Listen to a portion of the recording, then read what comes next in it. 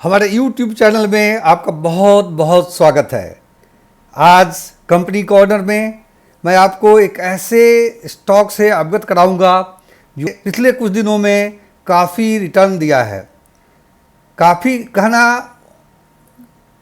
पूरा उचित नहीं होगा क्योंकि काफ़ी से ज़्यादा रिटर्न दिया है। और फिर प्रश्न उठता है कि क्या इस स्टॉक में आगे भी इसी तरह का पोटेंशियल है? क्या इसमें हमें इन्वेस्ट करना चाहिए या इसे हमें एग्जिट कर लेना चाहिए क्योंकि काफ़ी अच्छा रिटर्न दिया है? और क्या यह कंसिस्टेंट कंपाउंडर की क्षमता रखता है या फिर यह एक मल्टी बैगर बन सकता है? इन्हीं विषयों पर आज के इस वीडियो में मैं चर्चा करूंगा। तो चलिए हम आगे बढ़ते हैं। जिस कंपनी की मैं बात कर रहा हूं उस कंपनी का मार्केट कैप 33,000 करोड़ के करीब है आज के दिन। इसका प्राइस 3,725 रुपये है। यह कंपनी वर्ल्ड का लीडिंग एक्सप्लोसिव मैन्युफैक्चरर है और यह कंपनी डिफरेंट सेक्टर को प्रोवाइड करता है, सप्लाई करता है। इंडिया में पब्लिक सेक्टर लाइक कोल इंडिया, डिफेंस, इसके एक्सपोर्ट्स भी है और काफ़ी ही उम्दा इसका परफॉर्मेंस रहा है। अगर ROE देखिएगा तो करीब 25% है, ROCE भी 25.4% है जो काफ़ी अच्छा माना जाता है। डेट इक्विटी रेशियो 0.55 है, यह जीरो नहीं कहा जा सकता लेकिन ये काफ़ी रिजनेबल है। और रिटर्न पिछले 3 साल का रिटर्न करीब 60% रहा है। और अगर आप 5 साल का रिटर्न देखें लास्ट 5 ईयर्स का तो 28% CAGR यह कंपनी ने दिया है। तो इस कंपनी का परफॉर्मेंस बड़ा ही उम्दा रहा है और company continuously free cash flow generate करता है।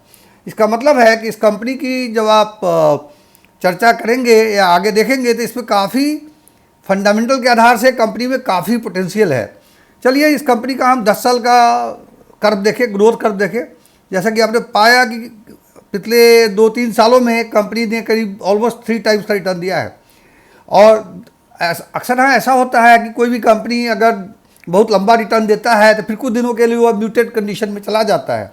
तो इसको समझने के लिए इसकी वैल्यूएशन के कुछ पैरामीटर्स को हम देखेंगे। जैसा कि आप जानते हैं नॉर्मली हम वैल्यूएशन की जब बात करते हैं तो P और PB का मैं हमेशा ख्याल रखता हूँ। तो अगर जो बार चार्ट्स है इस कंपनी के क्वार्टरली परफॉर्मेंस है और जो लाइन ग्राफ यहाँ दिखाया गया है वो कंपनी का PE है। अगर आप इसके 5 साल के PE देखें तो 5 साल का मीडियन करीब 45 आता है, 46 आता है और कंपनी का PE आज अराउंड 46 के आसपास है। तो PE के हिसाब से अगर बुल रन को जो पिछले 2 साल में हमने देखा था उसको अगर हम छोड़े तो इस कंपनी का परफॉर्मेंस और वैल्यूएशन एट वैल्यू है। मतलब कहने का मतलब यह है कि न ज़्यादा महंगा है न सस्ता है। और लेकिन इसके अगर परफॉर्मेंस को आप देखें तो परफॉर्मेंस बड़ा ही मुझे उम्दा दिखता है। इसके अगर इस कर्व को मेंटेन किया जा सके, अगर यह कर्व मेंटेन होता है तो इस कंपनी का परफॉर्मेंस आए हुए दिनों में काफ़ी अच्छा देखने को मिलेगा और यह शायद अच्छा रिटर्न दे सकता है। इसका PB प्राइस बुक वैल्यू का अगर हम देखें तो प्राइस बुक वैल्यू भी इसका अगर मीडियन से ज़्यादा है, जिसमें से अगर प्राइस बुक के हिसाब से देखें तो वह कंपनी ओवर प्राइस्ड नजर आता है। चलिए इन कंपनी के कुछ अदर परफॉर्मेंस को हम देखते हैं। जब पीयर कंपेरिजन इस कंपनी का करेंगे आप तो इसमें कुछ कंपनी है जैसे पिडिलाइट है या लिंडे इंडिया है, इसके PE काफ़ी ज़्यादा है। और आप समझ गए होंगे कि हम जिस कंपनी की चर्चा कर रहे हैं उसका नाम है सोलर इंडस्ट्रीज़ लिमिटेड। इसका PE करीब 46-47 है, जबकि इनके कंपटीशन में कुछ कंपनी तो काफ़ी अच्छे PE पर है जैसे पिडिलाइट है या लिंडे है। अदर कंपनी कम पर हो सकता है। एग्जैक्ट रेप्लिका कोई कंपनी है नहीं जिसे यह कहना बड़ा ही डिफिकल्ट है कि इसका वैल्यूएशन कैसा हो। बाजार ने इसके वैल्यूएशन पास्ट में काफ़ी दिया है। अगर इसके क्वार्टरली रिजल्ट को देखें, नॉर्मली जब मैं क्वार्टरली रिजल्ट को देखता हूँ तो यहाँ 3 साल का रिजल्ट होता है करीब। सो 3 साल में इसकी रेवेन्यू करीब डबल हो गया, 3 गुना हो गया, 563 से 1812 हो गया। और अगर इसके नेट प्रॉफिट को देखें तो ये 3 साल में ये भी 3 गुना से ऊपर बढ़ा है। 3 साल में अगर 3 गुना सेल्स और प्रॉफिट मल्टीप्लाई होता है तो कंपनी का परफॉर्मेंस बड़ा ही उम्दा माना जाता है। चलिए इसके कुछ और एनालिसिस को हम देखते हैं और वो फिर हम यहाँ लौटेंगे। इसको एनालिसिस को देखने के लिए आपको हम इस कंपनी के कुछ परफॉर्मेंस का हमने समरी बनाया है, वहाँ मैं आपको लिए चलता हूँ। अगर इसके ईपीएस का ग्रोथ देखें तो बड़ा ही पिछले 2 साल में, वैसे ईपीएस अपवर्ड ट्रेंडिंग रहा है, लेकिन पिछले 2 साल में ईपीएस में बहुत बड़ा शूट आउट आया है। इसका मतलब यह है क्या यह कंटिन्यू करने वाला है,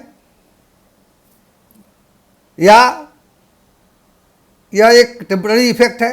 जब हमने काफ़ी ब्रोकरेजेस के रिपोर्ट को स्टडी किया तो इसे लगता है कि पिछले अगले 4-5 वर्षों में इसके जो एक्सपेक्टेशन है, ग्रोथ एक्सपेक्टेशन कंटिन्यू करेगा। उस परफेक्टली इसमें यह लगता है। और उसके अगर मार्जिन को अगर देखें ओपीएम को, तो मार्जिन करीब करीब स्टेबल है। मार्जिन में इवन कोविड के ड्यूरिंग जहाँ की सप्लाई चेन काफ़ी डिस्टर्ब हुआ था, कोई फर्क नहीं आया। और सेल्स, जैसा कि मैंने कहा, सेल्स और प्रॉफिट तो बड़ा ही उम्दा परफॉर्मेंस दिखाता रहा है।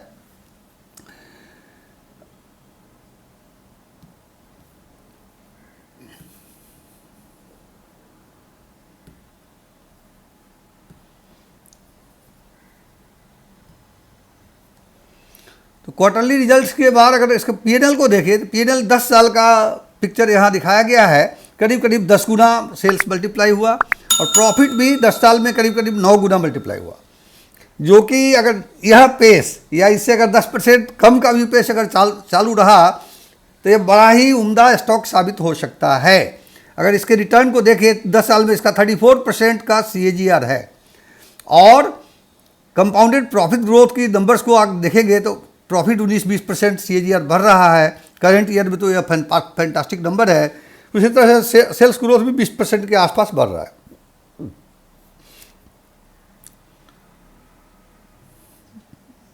कैश फ्लो, जैसा कि हमने बताया, अगर फर्स्ट दो को आप ऐड करें, जैसे cash flow from operating profit and from investing activity, आप पाएंगे कि कैश फ्लो, यह company free cash flow generate कर रहा है।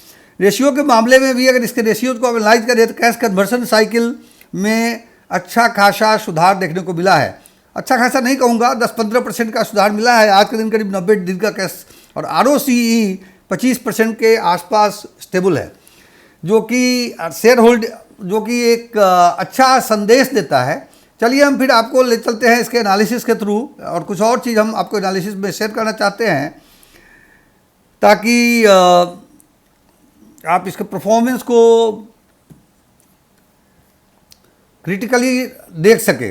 अगर इसके कैश फ्लो पीयर्स अट्रैक्टिवनेस को देखें तो कैश कंपनी, जैसा कि मैंने पहले बताया कि यह कंपनी एट वैल्यू ट्रेड हो रहा है। ऑल्दो लास्ट ईयर से कंपेयर करेंगे तो इसमें अच्छा खासा गिराव देखने को मिला है। अराउंड 15% के करीब पिक से यह नीचे ट्रेड कर रहा है। लेकिन अगर इसके वैल्यूएशन मैट्रिक्स को देखें तो कुछ पैरामीटर पर यह लो है, पी पर लो है लेकिन पी पर हाई है। अगर इसके प्राइस प्रोजेक्ट करते हैं, ईपीएस ग्रोथ रेट इसमें हमने देखा है कि 17% का है, और काफ़ी ब्रोकरेज हाउस का कहना है कि 17% का ग्रोथ रेट इसमें कंटिन्यू होने वाला है। उसको अगर हम अगले 5 साल में प्रिडिक्ट करते हैं, अगर 45 का पी मैं लेता हूँ तो इसका प्राइस 7853 आता है। दोस्तों, आप जैसा कि देखेंगे कि जैसा हमने बहुत सिंपल ढंग से बोल दिया कि इसका प्राइस 7853 आता है, इसमें कई एजम्पन्स है। एजम्पन्स है कि यह कंटिन्यू होगा ग्रोथ रेट। दूसरा एजम्पन है कि पी 45 के करीब रहेगा, जो कि सब सब्जेक्ट टू मार्केट कंडीशंस है, सब्जेक्ट टू इकोनॉमिक कंडीशंस है। हालांकि लोगों का प्रोजेक्शन है, मैनेजमेंट का मानना है कि they will be able to maintain the momentum. So उस हिसाब से ये अच्छा दिखता है। लेकिन इन्वेस्ट करने से पहले इसको सर्टेनली आप यह ध्यान रख के ही इन्वेस्ट करें कि यह हाई वैल्यूएशन स्टॉक है, जिसमें इसका वैल्यूएशन काफ़ी हाई है। अगर कम्युनिटी सेंटिमेंट्स को हम देखते हैं तो लोगों का मानना है, जो कि डिफरेंट फोरम में अपना विचार व्यक्त करते हैं, उनका मानना है कि यह कंपनी काफ़ी अच्छा करेगा, एक दिन में इसमें इन्वेस्ट करना चाहिए। इवन ब्रोकरेजेस भी इस पर काफ़ी बुलिश है, जैसे हेम सिक्योरिटीज, ICICI, KR चौकसी, इनका एक्यूमुलेट करने की सलाह है। In terms of investment FI and DI बहुत ही इंटरेस्टिंग है कि इसके मैनेजमेंट का शेयर होल्डिंग 73% है, जो कि काफ़ी कॉन्फिडेंस देता है। प्लस DI और FI मिलकर के करीब करीब 21% के करीब आता है। यह DI का होल्डिंग है और 7-8% के करीब FI का होल्डिंग है। सो यह कंसिस्टेंटली ओवर द ईयर्स यह 21% के आसपास ट्रेड होता है। तो फिर क्वेश्चन आता है कि इस केस में अपने को क्या करना चाहिए, इसको किस तरह से इस स्टॉक का दिखना चाहिए। मैं अपना विचार आपके सामने रखने जा रहा हूँ और जैसा कि मैंने कहा कि यह स्टॉक में मैं इन्वेस्टेड हूँ, लेकिन आज के दिन ही इस स्टॉक को धीरे धीरे करके जब मौका मिलता है एक्यूमुलेट करता रहता हूँ। मैंने पास्ट में इस स्टॉक में बहुत डिसेंट प्रॉफिट बुक किए हैं, इसलिए मेरा पोजीशन इस पर काफ़ी डिफरेंट है। अगर कोई एक नया इन्वेस्टर इस पर एंटर करना चाहेगा तो चूँकि मैं प्रॉफिट पर बैठा हूँ, लेकिन मैं आज भी मानता हूँ कि इसका वैल्यूएशन 45 PE के सामने एक मिड कैप का स्टॉक बड़ा ही अच्छा वैल्यूएशन डिमांड, अगर इसका वैल्यूएशन 22, 25, 30 के करीब होता तो मैं इसे ग्रैब करता रहता। क्योंकि इसका वैल्यूएशन PE रेशियो करीब 45 के आसपास है, बट ग्रोथ पोटेंशियल काफ़ी अच्छा दिखता है। उसको मद्देनजर रखते हुए हमें इसको डिक्लाइन पर एक्यूमुलेट करना चाहिए। अगर एक्यूमुलेट करें हम इस तरह से करते हैं, अगर मैं आपको बताता हूं कि अगर हर मिड कैप के लिए मैंने 1 मिनट के लिए मान लीजिए कि हमने अगर 50,000 का लिमिट फिक्स कर रखा है, और अगर इस स्टॉक को देखें उसी कैटेगरी में, तो हम इसमें 50,000 इन्वेस्ट नहीं करेंगे। इसका कारण क्या है? ऑल्दो यह कंपनी का परफॉर्मेंस बड़ा ही उम्दा है, लेकिन इसका वैल्यूएशन हाई है, इसलिए इसमें मैक्सिमम 60% ऑफ 50,000, इसमें 30,000 तक ही इन्वेस्ट करेंगे। अगर मेरा नज़रिया अगर 5 लाख इन्वेस्ट करने का होता मिड कैप में, तो मैं इसमें 3 लाख ही इन्वेस्ट करता। मैं उसी तरह से अपने रिस्क को मिनिमाइज करता हूँ। तो दोस्तों, यह मुझे उम्दा स्टॉक दिखता है, इसके फ्यूचर अच्छे दिखते हैं, लेकिन वैल्यूएशन बहुत ही अट्रैक्टिव नहीं है। नॉर्मली जो एक अच्छा वैल्यूएशन देता है, जैसे एशियन पेंट्स वगैरह आप देखें तो उसका PE 70 है, 70 है। यह उस तरह की कंपनी अभी नहीं बन पाया है, लेकिन जिस कगार पर यह खड़ा है वहाँ भी अगर इसका वैल्यूएशन 45 है तो मैं इसे सस्ता नहीं कहूँगा, लेकिन मैं इसे ज़रूर कंसिस्टेंट कंपाउंडर मांगता हूँ। इसके रिकॉर्ड 10 साल का वैसा रहा है, और लगता है आने वाले सालों में भी यह एक कंसिस्टेंट कंपाउंडर के रूप में परफॉर्म करता रहेगा।